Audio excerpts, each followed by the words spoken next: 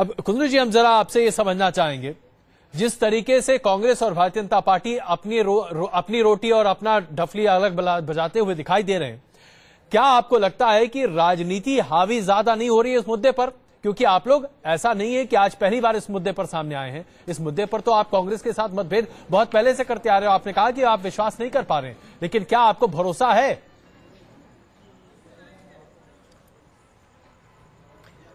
भरोसा हमें अपने आंदोलन पर है, जरूर ये मजबूत है।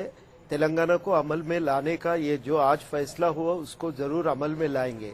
हाँ, जहाँ तक पार्टीज की बात कर रहे, पार्टीज है, सियासी मामले में है और पॉलिटिक्स जरूर करेंगे, लेकिन ये जरूरी है कि कितने हद तक सब मिलकर इसको अमल में लाएंगे।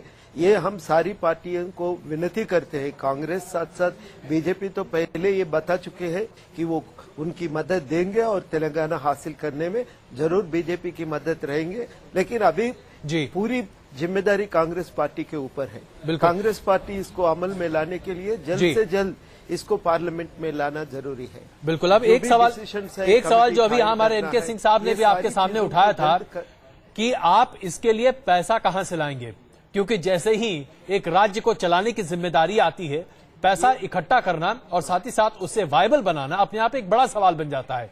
कई ऐसे प्रदेश है, जैसे झारखंड की बात की जाए, वहां पर स्थिति खराब है। उत्तराखंड की बात की जाए, वहां पर स्थिति खराब है। अगर हम रमन सिंह की सरकार के बारे में बात करें, छत्तीसगढ़ की, तो वहां पर कुछ हद तक तो ठीक है, लेकिन अगर सेंट्रल ग्रांट कम कर दिया जाए तो राज्य सरकार अपने दम पर कुछ भी नहीं कर पाती, जबकि वहां पर खनन काफी ज्यादा है और काफी बड़ा उनके पास एक भंडार भी है। लेकिन आपके पास तो ऐसी कोई स्थिति नहीं है। ये सही नहीं है। अभी तेलंगाना का पूरा आमदनी 58% है स्टेट खजाने से। अगर देखेंगे, कुछ लोग कहते हैं उतना ज्यादा नहीं है, 50% है। जो भी हो, लेकिन तेलंगाना अपने आप एक सेल्फ सफिशिएंट रह सकते हैं। लेकिन हैदराबाद का आमदनी आप जितने बता रहे वो उतना नहीं है, कम है, उससे बहुत कम है। और जब आंध्रा की कैपिटल बन जाएंगे, कुछ कंपनीज वहां जाएंगे। और जहां तक हैदराबाद के आसपास में बहुत सारे कंपनीज है, उनका हेड ऑफिस हैदराबाद में रहते हैं, तो वो पूरी टैक्सेस हैदराबाद में जमा करते हैं। फिर भी वो 65% जो हैदराबाद की बात आप कर रहे हैं, इतना हैदराबाद का आमदनी तो नहीं है। मेरे ख्याल में ये 20-25% हो सकता है हैदराबाद का। बाकी जो है दोनों इलाकों से आते हैं। एक जो स्टडीज है, 2 स्टडीज मैं देख चुका हूं। एक स्टडी ये कहते हैं पूरा तेलंगाना का आमदनी 50% है हैदराबाद से मिला के। दूसरा स्टडी ये बताते हैं तेलंगाना का आमदनी 58% है। तो जो भी हो, एक बराबर हिस्सा दोनों इलाकों से। चलिए, लेकिन आपको ये भरोसा है कि आप फाइनेंशियली वायबल बन सकते हैं। लेकिन मैं आपको बीच में रोक रहा हूं, लेकिन इसको लेकर, हैदराबाद को लेकर जो 10 साल की जो बात चली आ रही है, इसे लेकर अभी से ही विवाद शुरू हो गया है। हैदराबाद में कई ऐसे नेता हैं जो खुलकर सामने आ रहे हैं और कह रहे हैं कि हैदराबाद को इस तरह से बांटना या फिर इसको लेकर विवाद करना अपने आप में सही नहीं होगा। आइए देखिए वहां किस तरह से आवाजें उठ रही हैं।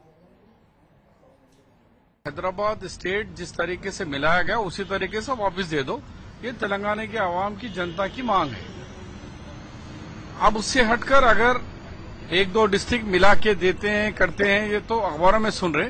लेकिन हमको जो खबर है कि हमारा जो तेलंगाना 10 जिले प्लस इंक्लूडिंग इन हैदराबाद के साथ हमारा हैदराबाद हमको वापस मिल रहा है, ये हमें पूरा भरोसा यकीन है। तो हैदराबाद को लेकर अभी से ही कवायद शुरू हो रही है। सिंह साहब, अब यहां पर एक बड़ा सवाल खड़ा होता है। 10 साल तक हैदराबाद पर किसी का अधिकार नहीं होगा। जाहिर सी बात है 10 साल की अवधि आगे बढ़ भी सकती है, हो सकता है एक नया चंडीगढ़ पैदा हो जाए। अब ऐसी सूरत में क्या होगा? आप हैदराबाद की वायबिलिटी को भी तो कहीं ना कहीं सवाल के घेरे में खड़ा कर देंगे। नहीं, क्योंकि हैदराबाद में इन्वेस्टमेंट कोस्टल आंध्रा के लोगों का भी है, रायलसीमा का भी है। जब सभी का है तो ये नहीं कहा जा सकता कि हम आप रेवेन्यू सीधे आप इसको दे दें, तेलंगाना को दे दें। तो लड़ाई इसी की है। और दूसरा, कौन एडमिनिस्टर करेगा? हैदराबाद में दोनों कैपिटल आ जाएंगे। अब वहां की पुलिस किसकी होगी? जी, चीफ मिनिस्टर जो दो अगर बैठेंगे तो क्या ये आप इसको दे दें, तेलंगाना को दे दें? तो लड़ाई इसी की है। और दूसरा, कौन एडमिनिस्टर करेगा? हैदराबाद में दोनों कैपिटल आ जाएंगे।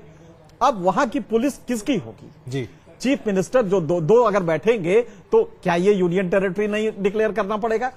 इस बात की मॉडलिटी अभी तक कैबिनेट पे मुझे नहीं लगता है कि कैबिनेट पे इस बात पे सोचा जाएगा। कल का जो फैसला होने जा रहा है, मुझे नहीं लगता कि मॉडलिटी को लेके होगा। ब्रॉडर प्रिंसिपल दे देंगे, लेकिन मॉडलिटी सबसे बड़ा जो इशू होगा, रेवेन्यू शेयरिंग 10 साल कैसे होगा। एक तो ये मुद्दा ये है। दूसरा ये है कि अगर रेवेन्यू शेयरिंग हो भी गया, उस पर नाराजगी होगी। और दूसरा ये है कि अगर रेवेन्यू शेयरिंग के बाद एडमिनिस्टर कौन करेगा उस इलाके को, हैदराबाद को, ये मेरे ख्याल से बोन ऑफ कंटेंशन भी बना, बिल्कुल बहुत बड़ा मुद्दा बन जाएगा। तो आइए हम अपने दर्शकों को जरा दिखाएं कि दरअसल राज्य बनाने की ये प्रक्रिया अपने आप में कितनी जटिल है, और साथ ही साथ ये बंटवारा कितना मुश्किल हो जाता है जब आप एक एक चीजों का हिसाब करने बैठते हैं। ये लगभग वैसा ही है जैसे एक जमाने में अंग्रेजों ने किया था हिंदुस्तान और पाकिस्तान का बंटवारा, कुछ कम नहीं होता। आइए देखिए इस प्रक्रिया पर नजर डालते हैं।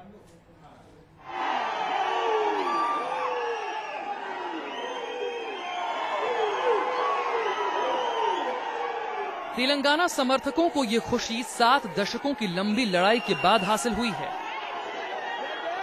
कल तक नारेबाजी करते चेहरे खिले हुए हैं और मिठाइयों का दौर चल रहा है।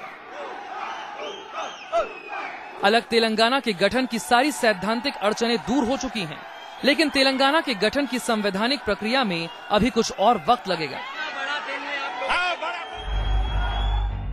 बुधवार को तेलंगाना के गठन पर कैबिनेट की मोहर की औपचारिकता भी पूरी कर ली जाएगी। इसके बाद तेलंगाना को लेकर GOM का गठन किया जाएगा। GOM में गृह मंत्री, वित्त मंत्री और मानव संसाधन विकास मंत्री होंगे। इसके अलावा स्वास्थ्य, कृषि, ऊर्जा और वन एवं पर्यावरण मंत्री भी GOM का हिस्सा होंगे। प्लानिंग कमीशन के डेप्यूटी चेयरमैन से भी अलग राज्य के वित्तीय मसलों पर चर्चा की जाएगी। इसके बाद गृह मंत्री केंद्रीय कैबिनेट के सामने तेलंगाना गठन का अंतिम नोट रखेंगे। कैबिनेट की मोहर के बाद अलग तेलंगाना का मसौदा संसद में पेश किया जाएगा। इस पूरी प्रक्रिया में 6 से 8 महीने का वक्त लग सकता है। इसमें it depends, but I would say almost 4 to 5 months। राज्य के गठन को लेकर संसद में सरकार को 2/3 बहुमत की जरूरत नहीं रहेगी। इसके लिए तेलंगाना गठन के लिए स्टेट रीऑर्गेनाइजेशन बिल संसद को पारित करना होगा। ये बिल राष्ट्रपति को भेजा जाएगा, जो राज्य विधानसभा के पास इसे भेजेंगे। आंध्र प्रदेश विधानसभा से भी तेलंगाना के गठन को लेकर सुझाव मांगा जाएगा। राज्य विधानसभा के सुझावों को बिल में शामिल किया जाएगा। इसके बाद यह बिल कानून मंत्रालय को भेज दिया जाएगा। लोकसभा और राज्यसभा में यह बिल सामान्य बहुमत से पारित होते ही अलग तेलंगाना बन जाएगा। हालांकि इस सब के बीच योजना आयोग की भूमिका बेहद अहम रहेगी। राज्य के संसाधनों के बंटवारे के लिए एक सेल को अलग से गठित किया जाएगा, जो दोनों राज्यों के हितों का ख्याल रखेगा। Team news nation. तो इतना आसान नहीं होगा एक अलग राज्य का गठन कर पाना, और साथ साथ सबसे बड़ी बात है जो वित्तीय मसला आता है वो अपने आप में बहुत बड़ा और विकट के साथ साथ जटिल भी बनता हुआ दिखाई देता है। सिंह साहब, एक छोटा सा सवाल, वित्तीय मसला अलग, लोगों के विभाजन की बात अलग, जब तक आप चीजों को सेटल करते हैं, आपने जो मुद्दा उठाया कि इस पर शासन और कब्जा किसका होगा, चंडीगढ़ जैसी स्थिति बना भी दें तो क्या यहां पर चीजें सुनिश्चित व्यवस्थित रह सकती हैं? क्योंकि चंडीगढ़ में हमेशा ये दुविधा बनी रहती है। जी, आज भी है, चंडीगढ़ में आज भी चल रहा है, इतने सालों के बाद भी ये दिक्कत है। लेकिन एक बात होती है कि आप देखिए, आज आंध्र प्रदेश में जब आप ये राज्य कर रहे हैं तो आपने एक भी खबर वायलेंस की नहीं सुनी होगी। धीरे धीरे आपका कलेक्टिव कॉन्शियसनेस चेंज होता है, और यही वजह है कि कांग्रेस ने बड़ी खूबसूरती से इसको 10 साल तक टाल दिया है। आज अगर पैशन अगर ये कहता कि नहीं कल से ये बनाने जा रहे हैं या 1 साल में बना रहे हैं, तो देखते कितने उपद्रव। लेकिन बड़ा टैक्टफुली उन्होंने ये कह दिया कि साहब 10 साल तक हैदराबाद दोनों के उसमें रहेगा, ताकि जो पैशंस है वो कंटेन हो जाए और तब तक हमारा इलेक्शन आ जाए, इलेक्शन में हम इसको कैश करा लें। तो पॉलिटिकली बड़ा प्रूडेंट स्टेप रहा। जब कुंदन जी, हम आपसे ये समझना चाहेंगे, अब आप बताइए, आपके लोग कह रहे हैं कि हैदराबाद आपको दे दिया जाना चाहिए, 10 साल तक तो आपका कोई आधिपत्य उस पर होगा नहीं, और इस 10 साल के बीच में आप लोग कैसे काम करेंगे? जैसा कि अभी सिंह साहब ने बात उठाई, किसका शासन होगा वहां पर, कौन चलाएगा उसे? यूनियन टेरिटरी डिक्लेयर करना पड़ेगा, तमाम तरह की चीजें। तो आप जरा सोचिए, दो राज्यों की राजधानी और एक यूनियन टेरिटरी की पूरी कार्यशैली, कितना खर्चा बढ़ जाएगा।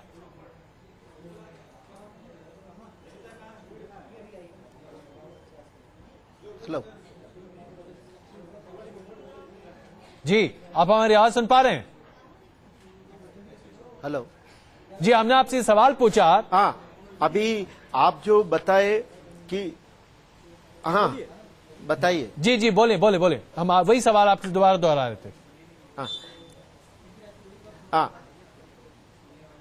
तो जब जो 2 स्टेट्स का एक तेलंगाना हैदराबाद जॉइंट कैपिटल रहेंगे, जरूर बहुत दिक्कत रहेंगे। ये सारी चीज अब तक कोई साफ सरकार ने नहीं बताए।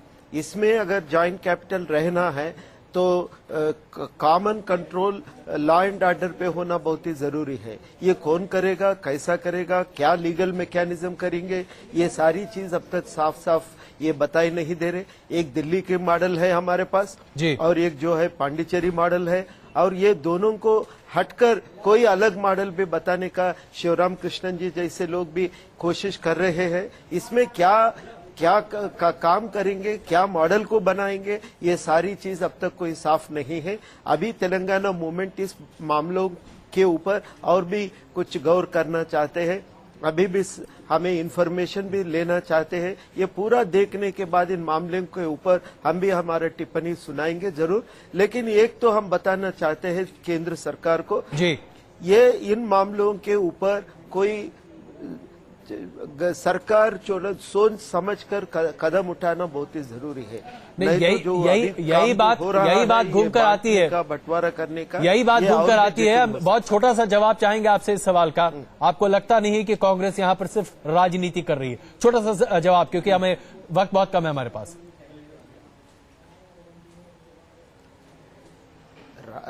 कांग्रेस दोनों इलाकों को संतुष्ट करने का कोशिश कर रहा है। अगर ये राजनीति है, जरूर कांग्रेस राजनीति करते हैं। लेकिन हम यही बात एक और बात मैं जोड़कर मैं मेरे बात को खत्म करूंगा। इतना ही मैं कहूंगा कि लेकिन इसको हल करना कोई दिक्कत की काम नहीं है। बहुत सारे सुझाव ऐसे है अभी हमारे पास। इन सारे चीजों को अगर नजर में रखेंगे कोई दिक्कत नहीं आएंगे। काफी आसानी से इसको हल कर सकते हैं। आप आशावान हैं, बिल्कुल इसमें कोई शक नहीं है। सिंह साहब, बस एक छोटी सी टिप्पणी आपकी, इस पूरे मामले को देखते हुए आपको क्या लगता है, क्या भविष्य है? नहीं, देखिए, अब तो राज्य बन गया है, राज्य अब वापस तो नहीं जाएगा, ये प्रक्रिया वापस नहीं होगी। सिर्फ यही है कि डिवोल्यूशन ऑफ जो फंड है, रेवेन्यू शेयरिंग है, इसको देखना पड़ेगा, क्योंकि तेलंगाना एक कमजोर राज्य रहेगा, फाइनेंशियली वीक रहेगा। तो ऐसे में रेवेन्यू शेयरिंग कैसे होगी? और खास करके पूरा का पूरा रेस्ट ऑफ आंध्रा है, उसका रेवेन्यू भी बहुत अच्छा नहीं है। टोटल 90,000 करोड़ जो आता है उसमें आंध्र प्रदेश का बहुत कम है। तो लिहाजा मुझे लगता है कि एक तो रेवेन्यू शेयरिंग, दूसरा एडमिनिस्ट्रेशन 10 साल तक कौन रन कराएगा, ये बोन ऑफ कंटेंशन है, नाराजगी का सबब बन सकता है। इसको अगर रिजॉल्व कर लिया तो मेरे ख्याल से अब ये एक सत्य है कि तेलंगाना बन चुका है। बिल्कुल, आप दोनों का बहुत बहुत धन्यवाद इस चर्चा में शामिल होने के लिए।